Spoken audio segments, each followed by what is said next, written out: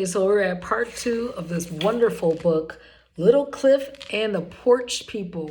And I just did a little research on the author, Clifton. Oh, this is almost autobiographical because this man, Clifton Talbert, he is this businessman who graduated from Oral Roberts University, and he has lectured at Harvard and just renowned. He is the author of like 8 Habits of Successful, 8 Habits of the Heart, and he's from Mississippi, and he was in the Air Force, and he's just a force. He's just someone to look up to. So it sounds like he's writing about his own background. He's 78 years old, if I didn't say that. And his movie was Once Upon a Time When We Were Colored.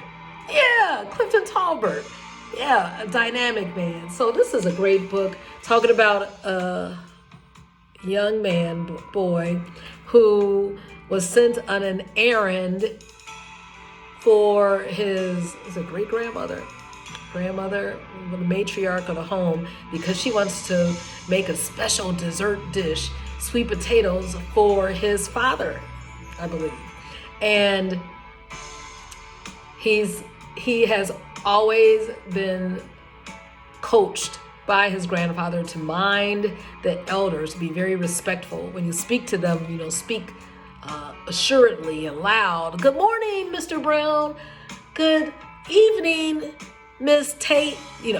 Just always speak and honor and esteem the elders. Well, his grandmother sent him on an errand to get some ingredients for the dessert, and she was like, don't stop. Just stay focused. And this was his first errand. And of course, the elders in the community, they're on their porches, and they're like, come watch this baseball game, and come, let me show you how to trim the hedges, right? And he's like, I can't, because I have to focus and get this ingredient for my grandmother. So this is a beautiful tale, and I said that this reminds me of the era of the color purple, Southern, and you have family, you have love, and that was a big theme of the movie. So it, just like the color purple, the cinematography is just off the chain as far as the hues, the muted tones. You see that a lot in a lot of the art, watercolors, and this magnificent masterpiece. Look at this. Ooh, look like jewels, right?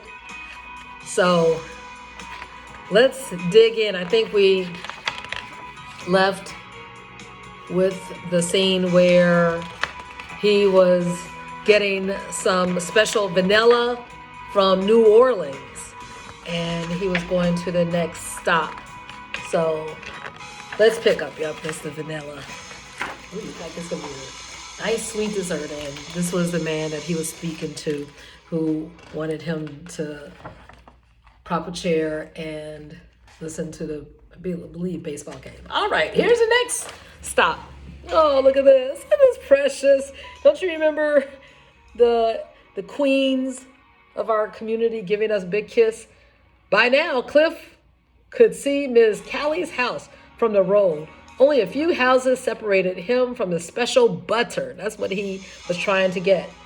And one of them belonged to his cousin Savannah. He liked cousin Savannah, but she always wanted to kiss him and feed him big slices of pound cake. Oh, reminds me of my paternal grandmother. She had the best 7-Up cake.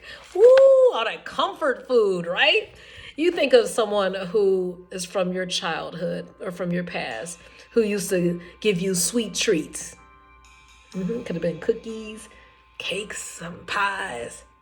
Yeah, that's old school. And someone said yesterday, folks, they don't cook like they used to. And I said, as much as possible, I want my meals and my loved ones eating to come from my kitchen so that they can know how much I care and esteem them. Well, anyway, She loved to give the kisses and feed him that big slices of pound cake. Yummy. As he got closer to her house, his heart sank. She was standing on the porch talking to old Lady Ballard, who lived next door. Cliffy, come here and let Cousin Savannah see you. Little Cliff wanted to keep running, but he remembered all that Poppy Joe had taught him about obeying the older people. So he stopped out by the very edge of her yard where he would be safe from her kisses, though he did like her pound cake. But that would not do for Cousin Savannah. She leaned down and called, "Come on in the yard and show your manners." Reluctantly, Little Cliff obeyed, just as he knew she would. Cousin Savannah gave him a big kiss and offered him a slice of pound cake. But he said no. He was able to resist. "I gotta get a pound of special butter from Miss Callie's for the candied potatoes. Mama's going to cook them in her magic skillet." Cousin Savannah threw up her hands and let out a roaring laugh. "Now you just wait here. Let me add my touch." Cousin Savannah went into the house and came back with a small jar. "Cliffy, you take these tablespoons of fresh grease to your grandma. I know Pearl, she'll use old grease in a minute, but I know this will make the potatoes good. Can't make magic in an iron skillet without it." Now, Little Cliff was getting loaded down with stuff to take home, and he had yet to get the special butter, but he finally made it to Miss Callie's, and he was glad. So he had the fresh grease, he had the vanilla, he had the nutmeg. Oh my goodness. Her neat frame house was guarded by two very big, fierce-looking bulldogs. I said I was encountered by one pit bull this afternoon. Whew, I was able to survive. So Little Cliff stood outside the gate, banging and yelling as loudly as he could. Miss Callie, you home? I got to get some special butter for Miss Pearl, Mama Pearl." The louder he yelled, the more the dogs growled and barked. At last, Miss Callie came to the front door. She waved a broom at the dogs and told Little Cliff to unlock the gate. Oh no, and come on in. She didn't smile at all, just beckoned him to follow her. They walked through her house to a room with a big bed where she said, "You wait right here, boy." She went into the kitchen and closed the door, leaving just enough space for him to peep in. In the middle of the spotless room was a milk churn, and on the table sitting under the window, there were jars of sweet-smelling milk. Thick yellow cream had risen to the top in each jar. Little Cliff watched with big eyes as Miss Callie stood by the churn. She grabbed its long wooden stick and began to mutter as she moved it up and down. "Dasher, Dasher, long and tall, do your work. Let special butter fall." Oh my goodness. Are we going to need a part? We're going to need a part 3. Yeah.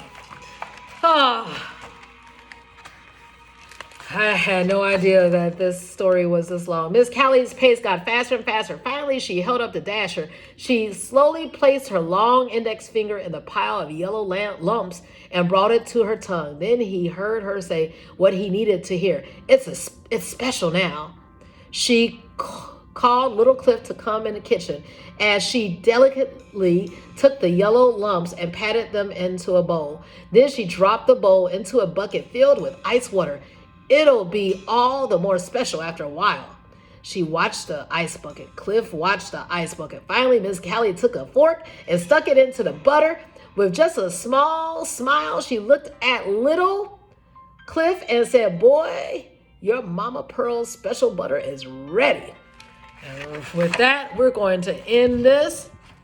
I didn't know this was such a long story, but it's special. And this is all she was trying to make. Yeah. So let's take a break, get something to drink, and wait for part 3. Woo!